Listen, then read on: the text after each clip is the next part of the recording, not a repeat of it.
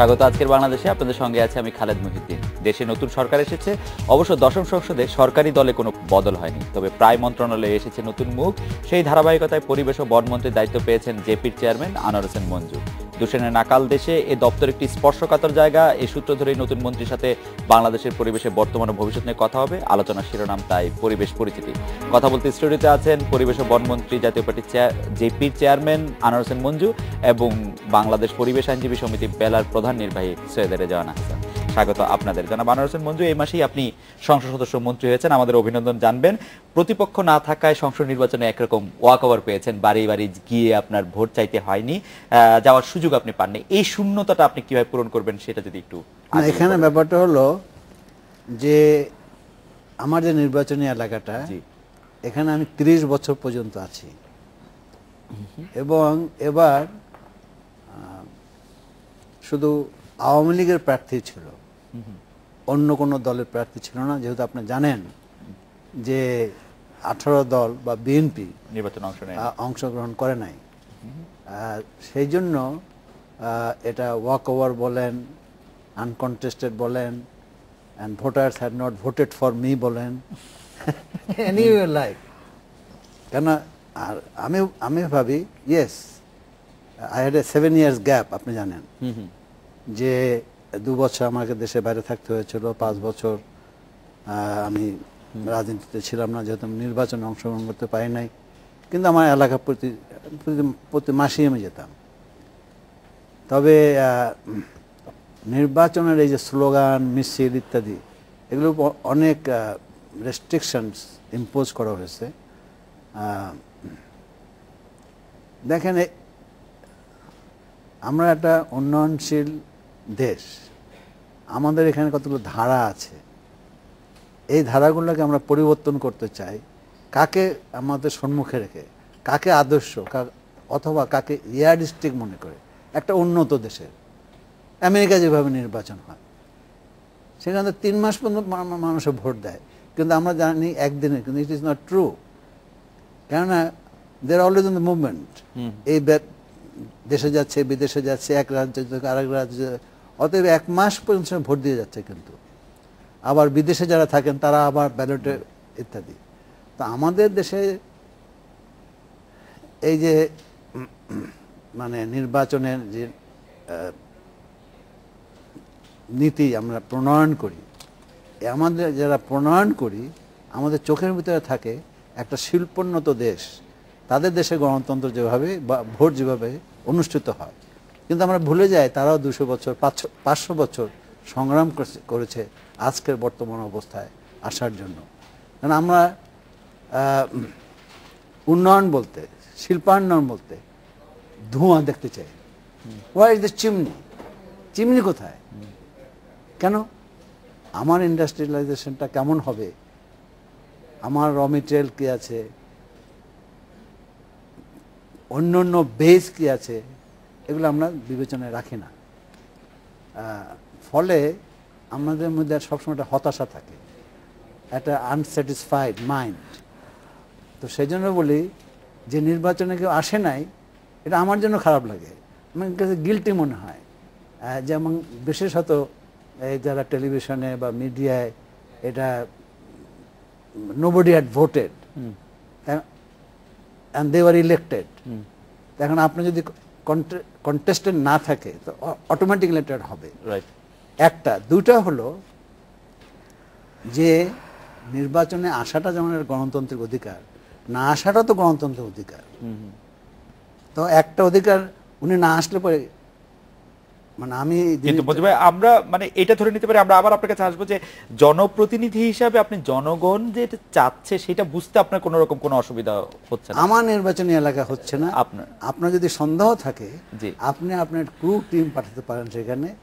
যদি তারা মনে করে যে না, আমি এই কথা দাবি করি না যে 100% people who at least 51% আপনার কথা, more than 50% I always got সেজন্য আপনি, এবং I have got 30 years of record. ওকে মঞ্জু ভাই, আমি আপনার কাছে আসছি। রেজওয়ানা আপা, আপনি যদি একটু বলতেন যে নতুন সরকারের নতুন পরিবেশ ও বনমন্ত্রীর প্রধান কাজ কি হওয়া উচিত, এই কাজগুলিতে কোন কাজগুলিতে এই মুহূর্তেই নজর দিতে হবে? না, উনি এটাকে একটা জোক মনে করেন কিনা, that should have been your question. আপা এটা যোগ মনে করেন না, কিনা যোগ আপনি? মনে করি আসলে দুটো জিনিস এখানে বলে নেওয়াটা প্রয়োজন। একটা জিনিস হচ্ছে যে আপনি যখন আমাকে বলছিলেন যে আমার ওনার সাথে কথা বলতে হবে, ওনার টিভি টক শো গুলো দেখি এবং আমি দেখি যে ওনাকে কোনো বিষয়ে কথা বলতে গেলে যে বেচারা বলে সেই বিপদে পড়ে উল্টো। কারণ উনি হয়তো আমি যাচ্ছি এক লাইন, উনি সম্পূর্ণ অন্য লাইন থেকে এসে এমন একটা কথা বলে দিবেন যে আমি হয়তো আমার পয়েন্টে স্টিক করতে পারবো না। তবে আমি এটাকে জোক মনে করি না, আমি মনে করি যে সরকার নির্বাচন সমস্ত কিছু নিয়ে আমাদের অনেকেরই আপত্তি আছে। আমিও খুশি হতাম যদি আমি ভোট দিয়ে আমার নেতা নির্বাচন করতে পারতাম, কিন্তু আমি তা করতে পারিনি, ফলে সেটা একটা অন্য বিতর্ক। কিন্তু যেহেতু একটা সরকার আছে, যেহেতু একটা সাংবিধানিক ভ্যাকিউম আমরা কখনোই চাই না। একটা প্রশ্ন করতে পারি? জিনিস সেটা হলো, আপনি ভোট দিয়ে আপনি নির্বাচিত, আপনি প্রতিনিধিকে নির্বাচিত করতে পারেননি, এটা আপনার একটা দুঃখ। কিন্তু যিনি নির্বাচিত হয়েছেন, যদি আপনি ভোট দিতেন তাহলে তাকে কি ভোট দিতেন? আপনাকে তো ভোট দিতেই পারতাম না, কারণ আপনি তো আমার এলাকাতে আমার কথা বলেন। আমি তখন যদি চয়েস পেতাম, তার থেকে বেটার চয়েস আমি পেতাম কিনা আমি তো সে প্রশ্নের উত্তর এখন দিতে পারবো না। যদি কেউ কন্টেস্টে আসতো তার থেকে বেটার হতো, আমি হয়তো দিতাম তাকে ভোট। এটা তো চয়েস না থাকলে আপনি বলতে পারেন না মঞ্জু ভাই। হ্যাঁ না, আমাদের এখানে 300 আসনের ভিতরে আপনি মোটামুটি 200-250 সিট বিএনপির বলেন, আওয়ামী লীগের বলেন, মোটামুটি ফিক্সড যে এরাই সবসময় পেয়ে আসছে। 100 সিট তারা এদিক সেদিক করে। আমি যেখানকার ভোটার সেখানে আবার স্থির বলে কিছু নেই, ঢাকার ভোটার তো, ঢাকা আবার বেশ চেঞ্জ। আমি আসলে নতুন সরকারের কাছ থেকে যেটা প্রত্যাশা করি সেটা আপনাকে এর আগেও বলেছি খালেদ আপনার অনুষ্ঠানে, যে আমি একজন পরিবেশ মন্ত্রী চাই, আমি একজন শিল্পমন্ত্রীকে পরিবেশ মন্ত্রীর আসনে দেখতে চাই না। তো এখন যখন আমি প্রথম খবরটা শুনলাম যে আমাদের পরিবেশ মন্ত্রী এবার হচ্ছেন আনোয়ার হোসেন মঞ্জু, আমার এক ধরনের পাজলে পড়ে গেলাম। আমি মনে করলাম যে আমি কি আবার একজন শিল্পমন্ত্রীকেই পরিবেশ মন্ত্রী হিসাবে পাচ্ছি কিনা, সে একটা আশঙ্কা তো আমার রয়েই যায়। তো উনার সম্পর্কে ধরেন যেই আমাকে ফোনে জিজ্ঞেস করে যে আপনার মন্ত্রণালয় কে পেলো, যেহেতু আমরা পরিবেশ করি, তো আমরা বলি যে আনোয়ার হোসেন মঞ্জু সাহেব। ও আচ্ছা, যোগাযোগ মন্ত্রী। তাতে করে আবার একটা আশা জাগে যে উনি যে মন্ত্রণালয়টা আগে চালিয়েছেন সেটা এতই দক্ষতার সাথে চালিয়েছেন যে তার নামের ব্র্যান্ডিংটাই হয়ে গেছে যোগাযোগ মন্ত্রী। তো সেখানে একটা আশার জায়গা যে যদি উনি পরিবেশটাকে ওইভাবে প্যাশনেটলি নেন এবং প্রকৃতিকে ভালোবেসে কাজে আগান, তাহলে আমার মনে হয় যে আমরা হয়তো হতাশ নাও হতে পারি। মঞ্জু ভাই, আপনি কি পরিবেশটা প্যাশনেটলি নিবেন? না, আমি একটা কথা বলি, এটা আমার এই প্রশ্নটার একটু ব্যাকগ্রাউন্ড আছে। আপনি জেপির পক্ষ থেকে যে ইশতেহার আমরা পেয়েছি সেইখানে পরিবেশ বলতে যে কথাটি আছে সেটা হচ্ছে বিনিয়োগের পরিবেশ, এছাড়া এই শব্দটিই নেই, পরিবেশ সংক্রান্ত কোনো কথা, কোনো আলোচনাই নেই। এখানে একটা কথা, নির্বাচনের সময় একটা ম্যানিফেস্টো দিতে হয়, জি, আমরা সেই কারণে দিয়েছি, দেওয়ার জন্য দেওয়া। তার কারণ আমরা কখনোই মনে করি না যে আমাদের দল ক্ষমতায় আসবে, আমরা কোনো না কোনো দলের সাথে কোয়ালিশন করব, জয়েন করব, সেটা হবে। অথবা আমাদের ম্যানিফেস্টোটা, আমি এবং শেখ শহীদ এবং আমাদের প্রেসিডেন্ট অন্যান্য সদস্যরা, আমরা জেনে শুনেই এটাকে সংক্ষিপ্ত করেছি। কেননা এটা বিএনপি মনে করে যে সে ক্ষমতা আসবে, আওয়ামী লীগ মনে করে সে ক্ষমতা আসবে, কিন্তু তার সাথে যে আর যে 13টা দল আছে তারা তো মনে করে না যে তারা ক্ষমতায় আসবে। অত বড় মোটা তারা একটা ম্যানিফেস্টো দেবে কেন?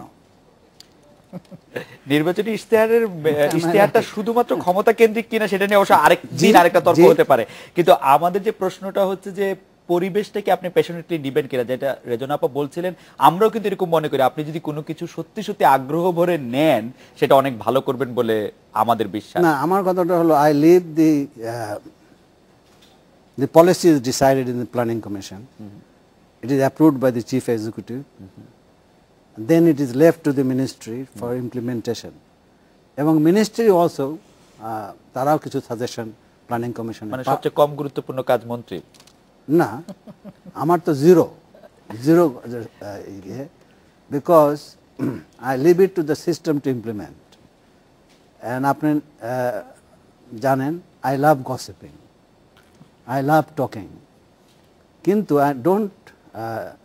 আমি আমার যে লক্ষ্য সেখান থেকে আমার দৃষ্টি কখনো বিচ্যুত হয় না।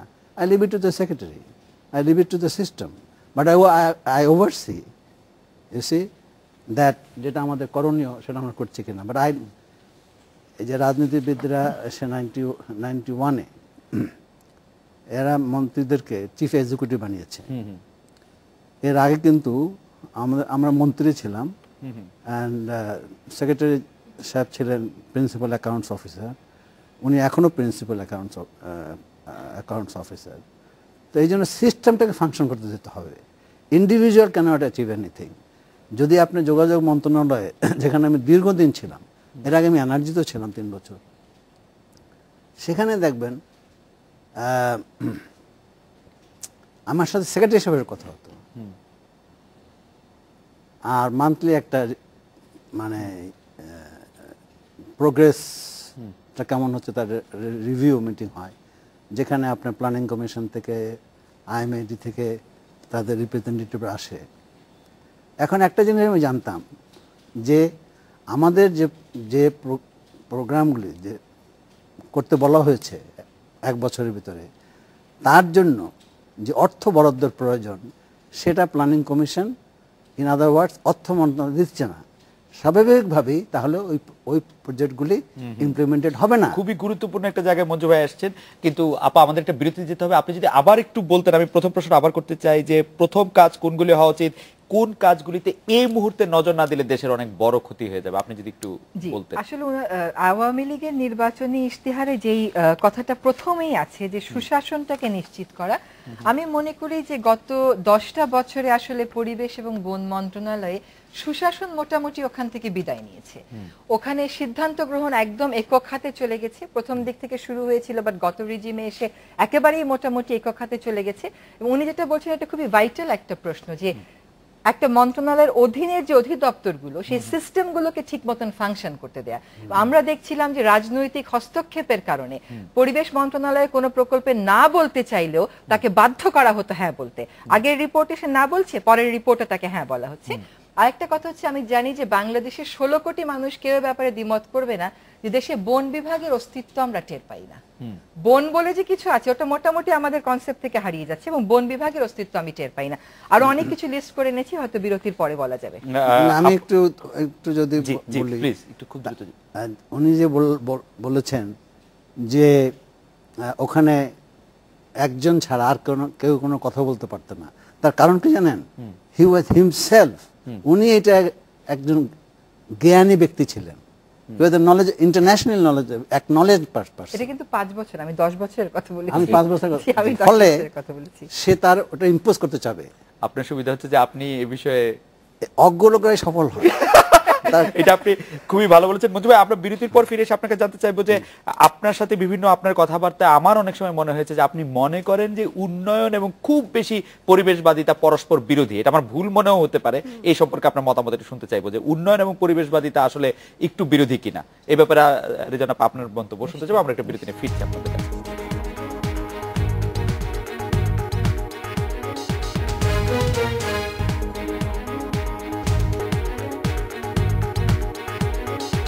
ফিরলাম আজকে বাংলাদেশে। মঞ্জু ভাই, বিরতির আগে আপনার কাছে জানতে চেয়েছিলাম যে উন্নয়ন এবং পরিবেশবাদিতা পরস্পর বিরোধী কিনা, আপনার মতামত সে সম্পর্কে। আমাদের দর্শকদের মধ্যে কেউ কেউ জানতে চাইছেন যে আপনার রাজনীতিটাকে এখন মূলত সুবিধাবাদের দিকেই যাচ্ছে কিনা।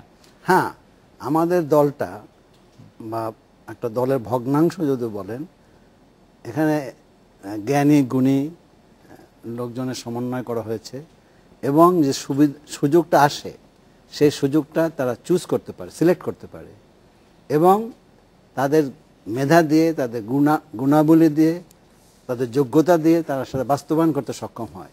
এইটাকে যদি সুবিধাবাদী বলা হয়, অল সাকসেসফুল পিপল জীবনে পৃথিবীতে যে দেশেই হোক যারা সফল হয়েছেন জীবনে, দে আর অল সুবিধাবাদী। আর একটা হলো opportunism, that is used in a different connotation, different meaning. আমি ধরে নেব পজিটিভলি যে to select the opportunity and avail it, and then he has to be blessed by God.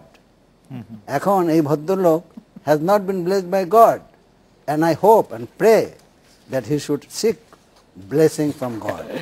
আর উন্নয়ন এবং পরিবেশবাদিতা কি পরস্পর মানে শত্রু মনে করেন? এটা নির্ভর করে কতটুক আপনি উন্নয়ন, এবং উন্নয়ন বলতে আপনি কি বোঝাতে চাচ্ছেন।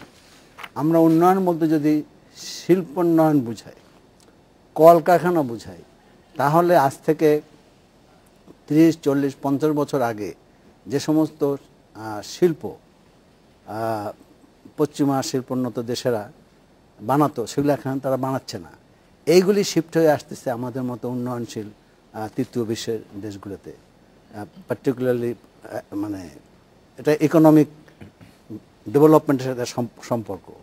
এখন তো America has gone for plastic chips, they are selling their knowledge.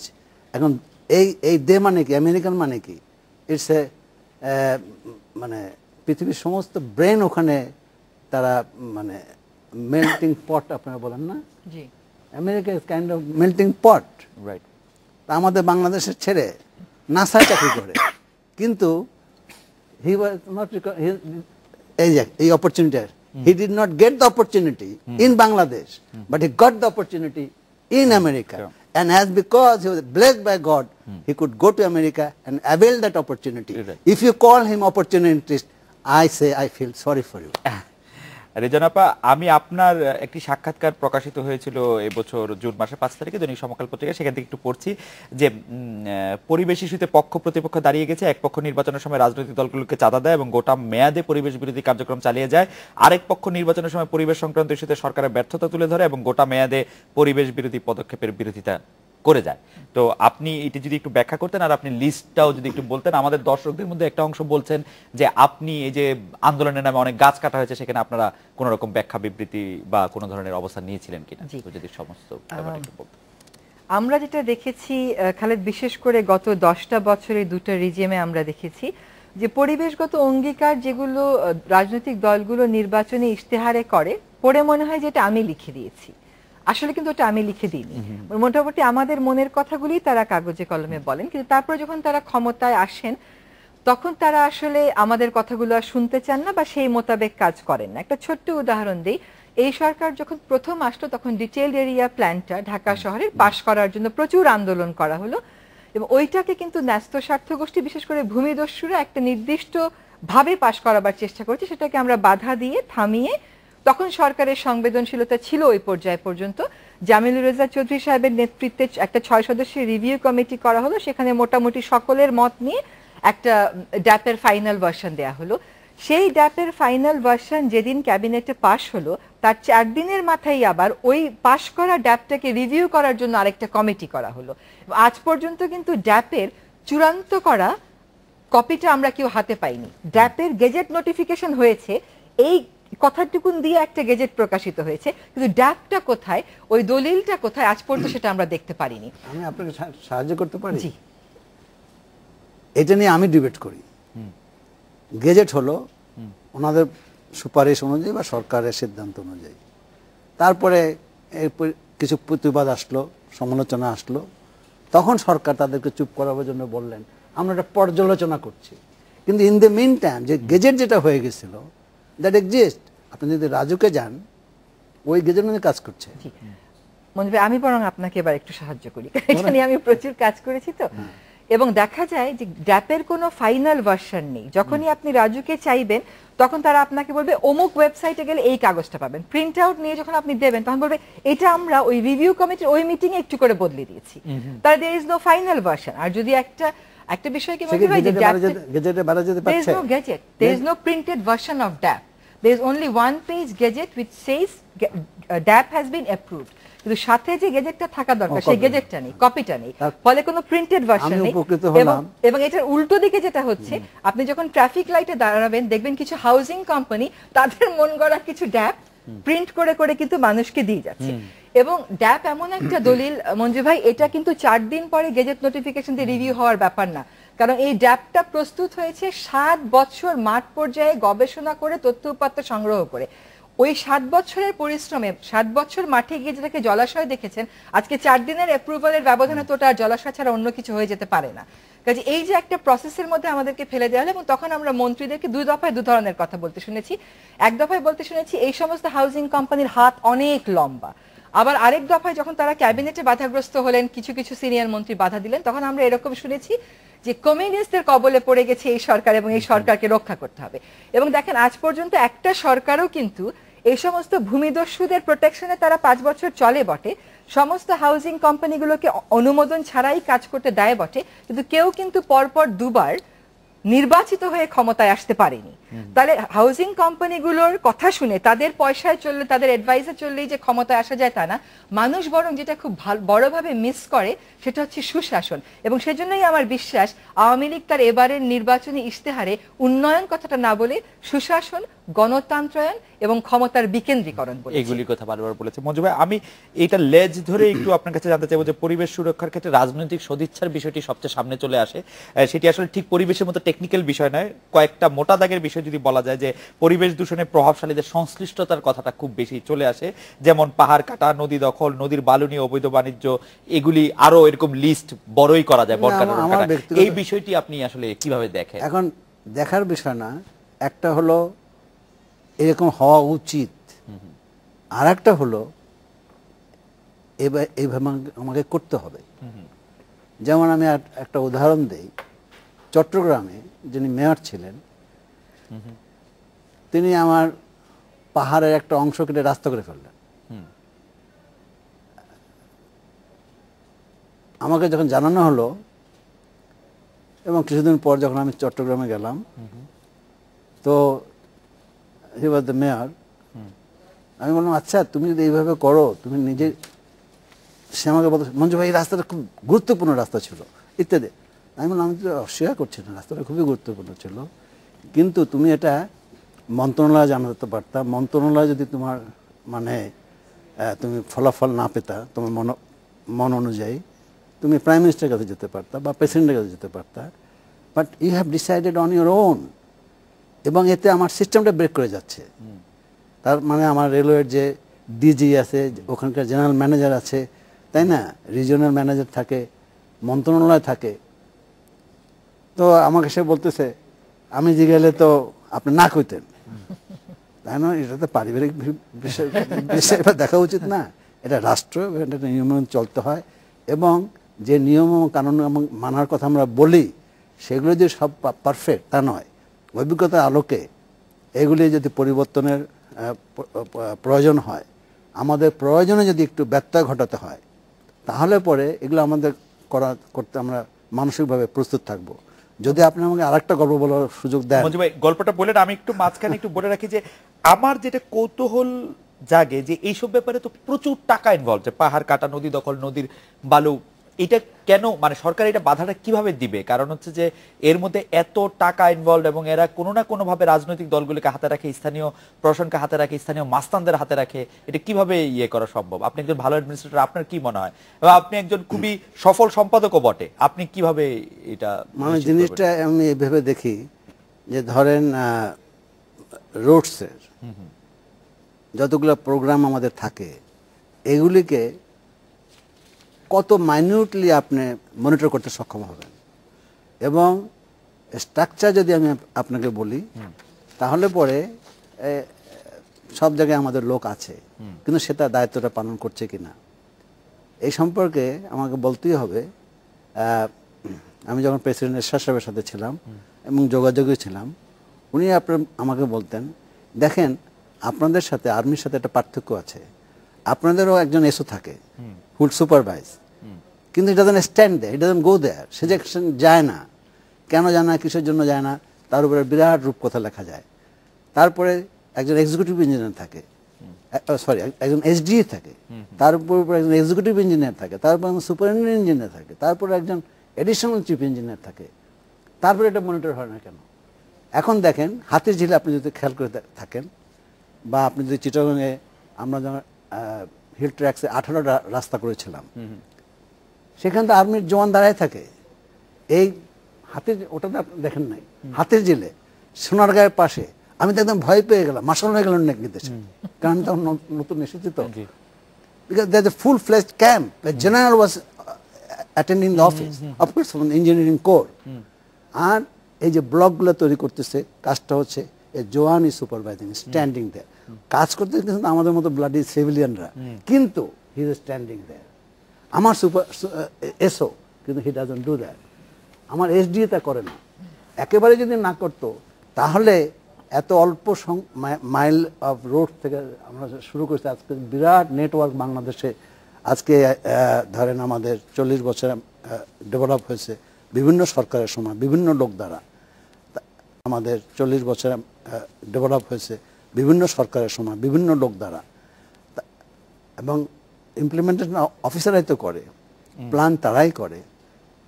সেখানে পলিটিশিয়ান হয়তো 2-4-10টা অ্যাড করে বা বাদ দেয়। মজিব, এটা ঠিকই আছে। আমি একটু রেজন আপা আপনার কাছে জানতে চাইবো যে এটা তো একটা বিরাট টাকার বিরাট ক্ষমতার একটা চক্র, একটা বলয় এটার মধ্যে জড়িত। এইটার থেকে আমরা আসলে কিভাবে, মানে সরকারি বা আসলে কি করতে পারে? আর আরেকটি প্রশ্ন বারবারই আসছে, আমার ধারণা এটি নিয়ে যদি আপনি আবার একটু বলতেন যে পরিবেশটাকে অনেকেই বড় লোকের ইস্যু মনে করে, ঠিক মনে করে যে এইরকম একটা জনবহুল দেশে আমাদের অনেক রাস্তা দরকার, অনেক উন্নয়ন দরকার, অনেক কাজ দরকার, সেগুলি পরিবেশবাদীরা এটাতে বারবার বাধা দেয় কিনা। আপনি যদি দুটি বিষয় একটু আলোচনা করতে। আমাদের যে এটা তো একটা বিরাট টাকার ব্যাপার, বিরাট প্রভাবের ব্যাপার, সেটা সরকার আসলে কতটুকুই বা কি করতে পারবে? প্রত্যেকটা জায়গায় কি আসলে এরকম মনিটর করতে পারবে? জওয়ানদের দাঁড় করে রাখতে পারবে কিনা?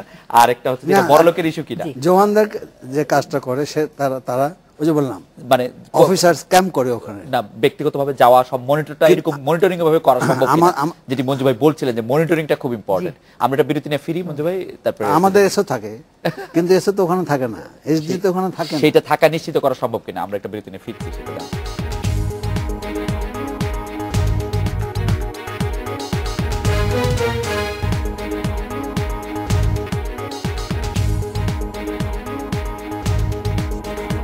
ফিরলাম। আজকের বাংলাদেশে মানে প্রভাব প্রতিপত্তি সহ পরিবেশ রক্ষার আন্দোলনটি আসলে কিভাবে সরকার চালিয়ে যেতে পারবে, মানে পরিবেশবাদীরা চালিয়ে যেতে পারবে, সরকারকে নিশ্চিত করতে পারবে, সেই প্রশ্নটি করেছে। কারণ এই প্রশ্নটির উত্তর দেওয়ার আগে আমি একটা প্রশ্ন ছিল আমার একটা, যেটা আমি মিস করে গেছি। সেটা হচ্ছে যে সাম্প্রতিক সময় এই আন্দোলনের নামে যে গাছ কাটা হলো, সেটার ব্যাপারে আমাদের কোনো বক্তব্য বিবৃতি ছিল কিনা।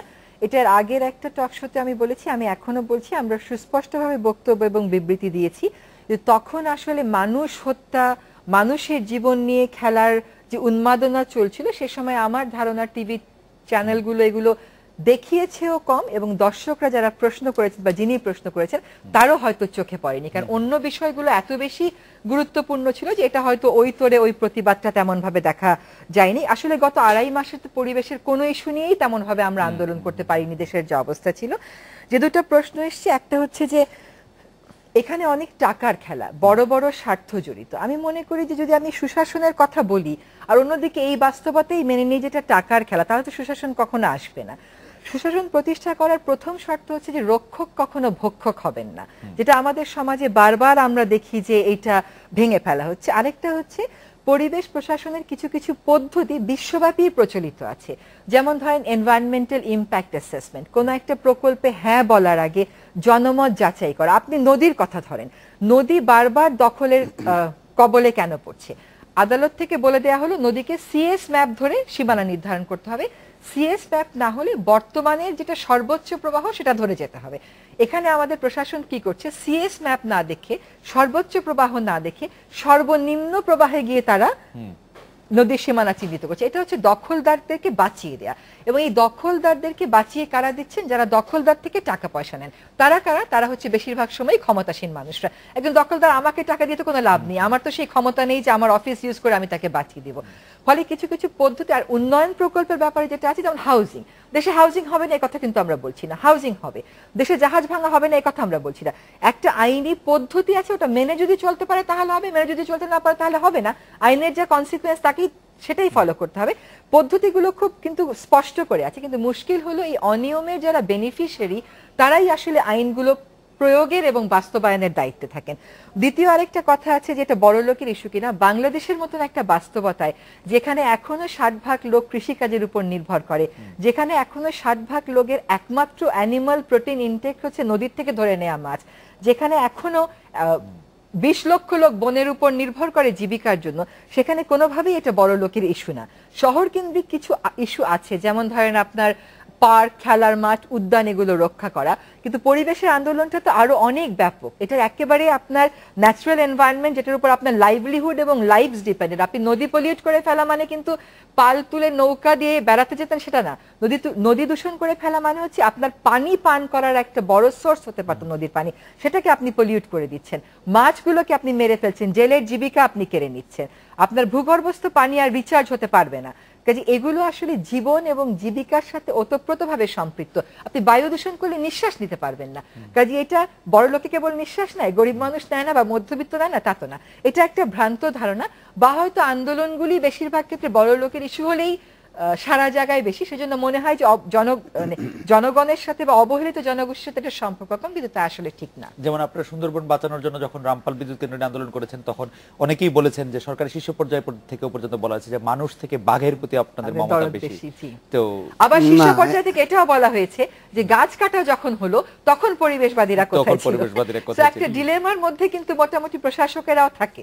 মঞ্জু ভাই নিশ্চয়ই মন্তব্য করবেন। আমি একটু জেনে রাখি যে মঞ্জু ভাই, আপনি কালকে অফিস করা শুরু করেছেন, যে পরিবেশের যে ইস্যুগুলি আপনার সামনে কি আসতে শুরু করেছে, বা আপনি কোনো কবে থেকে এই বিষয়গুলি দেখতে? কালকে আমি স্কুলে প্রথম দিন যাওয়ার মতো অবস্থা। জি, আমি সেক্রেটারি সাহেবের সাথে এবং অন্যান্য সিনিয়র অফিসারদের সাথে বুঝতে চাইলাম প্রথমত আমরা কিভাবে কাজ করব। আমি প্রথমে বললাম সেক্রেটারি সাহেবকে, আপনি কাজ করবেন এবং আমি আপনার পাবলিক রিলেশন অফিসার। আপনি যখন প্রয়োজনীয় টাকা পাবেন না প্ল্যানিং কমিশন থেকে বা অর্থ মন্ত্রণালয় থেকে, দেন আই এটা কিন্তু খুবই ওয়েস্টার্ন অ্যাপ্রোচ। আপনি বলেছেন যে আপনি মন্ত্রী হওয়া সত্ত্বেও যেহেতু আপনি জনপ্রতিনিধি, আপনি হচ্ছেন public relation officer of the secretaries.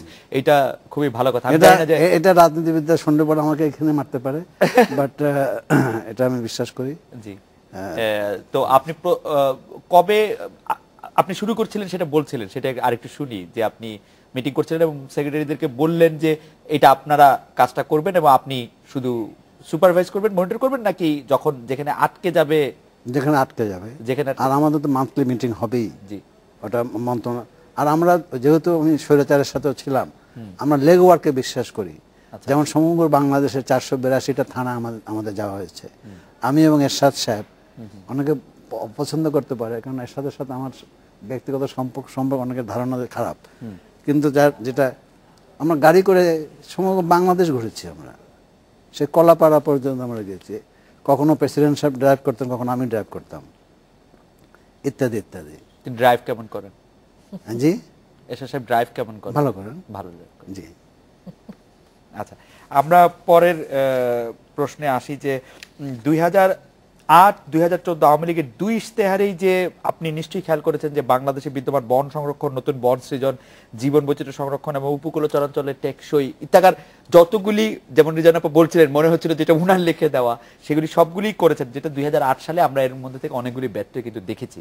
2014 সালে আপনি যখন দায়িত্ব নিতে গেছেন বা দায়িত্ব নিয়েছেন, সেই ক্ষেত্রে আপনার কাছে কি মনে হয় প্রধানমন্ত্রীর কাছ থেকে কি আপনি সেই সহযোগিতা পাবেন যে সহযোগিতা আসলে আপনাকে সাংঘাতিকভাবে পেতে হবে এই ইশতেহারে অনুযায়ী চলতে গেলে? আমি খুব বিব্রতকর অবস্থায় পড়েছিলাম।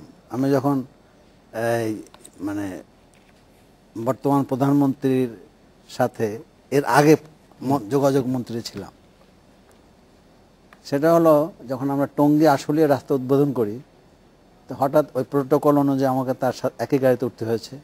হঠাৎ প্রধানমন্ত্রী আমাকে জিজ্ঞাসা করলেন, আপনি আমাকে কি বলেন? আচ্ছা বলেন। এমনি তো মন্ত্রী নার্ভাস থাকে, তারপরে প্রধানমন্ত্রী এই প্রশ্ন, but my brain is sharper. আমি বললাম, আমি আপনি ইলেক্টেড চিফ মার্শাল অ্যাডমিনিস্ট্রেটর বলি। কেন বলেন? আমি বললাম, দেখেন এরশাদ সাহেবের কাছে সিদ্ধান্ত পেতে আমার কোনো অসুবিধা হয় নাই, আপনার কাছ থেকে সিদ্ধান্ত পেতে আমার কোনো অসুবিধা হয় না, কিন্তু আমাদের ধারণা ছিল যে ব্লাডি সিভিলিয়ানরা খালি গসিপ করে কাজ করে না, তাই না? আর কাজ করতে হলে পরে একটা অটোক্রেটিক, এখন আপনারা বেনাবলেন শব্দটার সাথে অ্যাড করে দিয়েছেন, বিসাইড দ্য পয়েন্ট। পৃথিবীর আমার খুব জানতে কৌতূহল হচ্ছে যে ইলেক্টেড চিফ মার্শাল অ্যাডমিনিস্ট্রেটর, এই অভিধাটাই কি তিনি খুশি অখুশি? প্রথম তো অখুশি হয়েছিলেন, পরে কি খুশি হয়েছেন? যেহেতু আমি বললাম যে আপনার কাজে আমি আপনার সাথে কাজ করি, আপনার কাছে আমি সিদ্ধান্ত প্রয়োজন হয়, সবসময় প্রয়োজন হয় তা তো না, যখনই প্রয়োজন হয় যে কোনো সময় প্রয়োজন হয়, আমি তার কাছ থেকে সেই সিদ্ধান্তটা অ্যাক্রস দ্য টেবিল পেয়েছি, যেমন কিনা আমি এরশাদ সাহেবের কাছে পেতাম। রেজার আপা, আমরা আরেকটা বিরতি নিচ্ছি। বিরতির পর ফিরে এসে আমরা দেখতে চাই যে পরিবেশের আন্দোলনকে অনেক সময় অনেক বড় আন্দোলনের রূপ নেয়। বিএনপি জামাতের সময় আপনার নিশ্চয়ই মনে আছে যে ফুলবাড়ি আন্দোলনটা আসলে একটা বড় রাজনৈতিক আন্দোলনের রূপ নিল, কিন্তু আপনারা বারবারই বলছেন যে আপনারা আসলে কোনো কাউকে মানে সমর্থন দেওয়ার জন্য বা কাউকে আপনাদের আন্দোলনের ফসল ঘরে তোলার জন্য সাহায্য দিচ্ছেন, এর মধ্যে ব্যালেন্সটা কিভাবে করবেন বলে আপনারা ঠিক করছেন? আমরা বিরতি নিচ্ছি, ফিরছি আপনার কাছে। কিভাবে করবেন বলে আপনারা ঠিক করছেন? আমরা বিরতি নিচ্ছি, ফিরছি আপনার কাছে।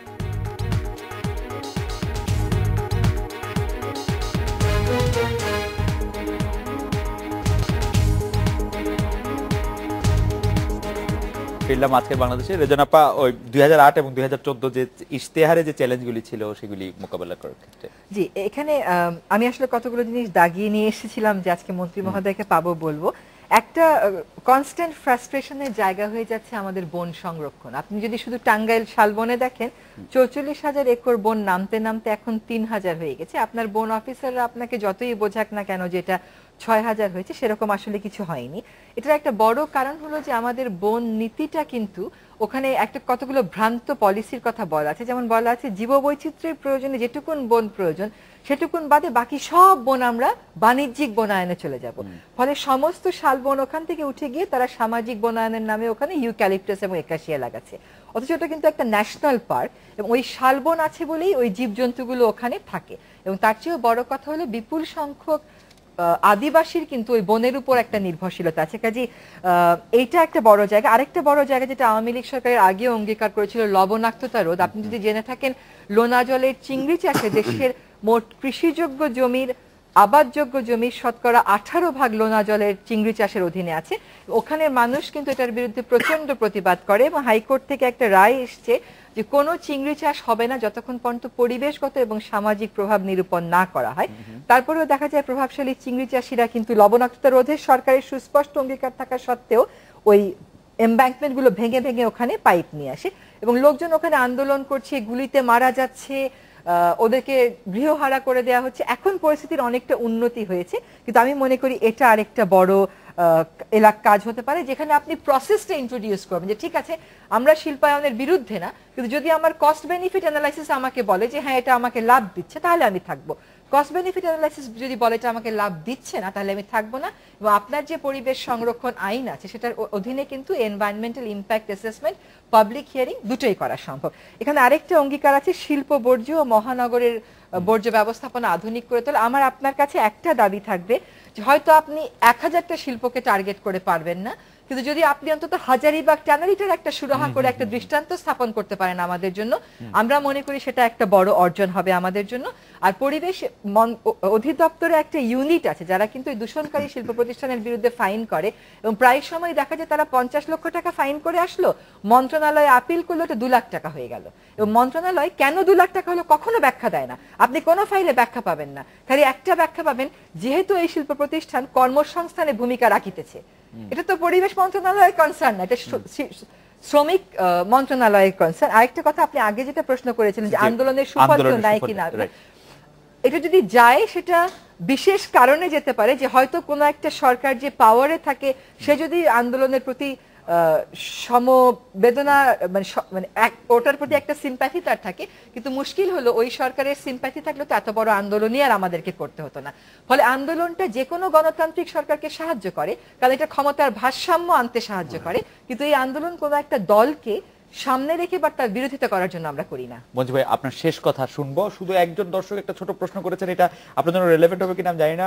গত সরকার একটা অঙ্গীকার করেছিল যে বন বিভাগের কর্মচারীদের স্ট্যাটাস আপগ্রেড করবে, সেটা করে নাই, সেটাকে আপনাকে একটু বলতে বলেছেন উনি আর কি বন বিভাগ। না, আমাদের বন বিভাগ সম্পর্কে স্পেস আমি এখন তখন জানি না, তবে আমাদের রোডসে ফেরি যারা চালায়, মেনটেনেন্সে অনেক লোক থাকে যাদেরকে ডেইলি লেবার ছিল, তাদেরকে আমি একটা পার্মানেন্ট এখনো করা হয় নাই, কিন্তু তাদেরকে আমি করে দিয়ে এসেছি। এবং ওই যে বললাম প্রথমে শুরু করেছিলাম অর্গানোগ্রাম, এখন আমরা ফেরি চালাই অথচ ফেরি স্টাফ দেবো না, এটা ডেইলি বেসিসে কাজ করবে। তাহলে আপনি এই কন্ট্রাডিকশনগুলো রয়ে গেছে, এবং এটাও দেখা দরকার যে কেন এটা হচ্ছে না। আমার মনে হয় যে আপনি যদি একটু উপসংহার টানতেন যে আপনি আসলে পরিবেশ মন্ত্রণালয়টাকে কোন জায়গায় দেখতে চান, যে বেলা আপনাদের খুব প্রশংসা করুক, আমরা আপনাদেরকে খুব ভালো বলি, নাকি আপনার কোনো সুনির্দিষ্ট লক্ষ্য আছে? না, আমি কোনো প্রশংসা চাই না, এবং আমি খুব পাবলিকে আসতে চাই, পাবলিকলি জিনিসটা ফোকাস করতে চাই না। আমাকে কথাটা হলো কাজটা আমরা সমৃদ্ধভাবে করব, এবং বেলা কেন, বেলার চাইতে আরও শক্ত সংগঠন হোক, এটা আমি আগেই বলেছি। চেক অ্যান্ড ব্যালেন্স সৃষ্টি করা উচিত। আর আমাদের সীমাবদ্ধতা সম্পর্কে আমাদের সচেতন থাকতে হবে। আমরা যখন বলি আমাদের অনেক প্রজেক্ট ইমপ্লিমেন্টেড হয় না, আমাদের বাজেটের ধরেন 40%, 30% বা একসময় আরো বেশি প্রজেক্ট এইডের উপর নির্ভরশীল। এই টাকাটা ওরা কমিট করে 1 টাকা 10 বার ছাপা হয় পত্রিকায়, তারপরও টাকা আসে না।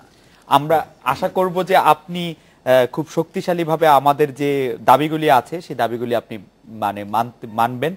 আর পাশাপাশি যেহেতু আপনি পরিবেশ মন্ত্রণালয়, আপনাকে অনেকগুলো বিরুদ্ধে, স্রোতের বিরুদ্ধে দাঁড়িয়ে আপনাকে অনেক কাজ করতে হবে। আমাদের শুভকামনা থাকলে আমি তো দক্ষিণাঞ্চলের মানুষ, স্রোতের বিপক্ষে কাজ করে আপনি অভ্যস্ত। আমাদের শুভকামনা থাকলো। সৈয়দা রেজওয়ানা আপা, আনোয়ার হোসেন মঞ্জু ভাই, আপনাদের অনেক ধন্যবাদ। এই ছিল আজকের বাংলাদেশে। দেখা হবে আগামীকাল এই সময়। শুভরাত্রি।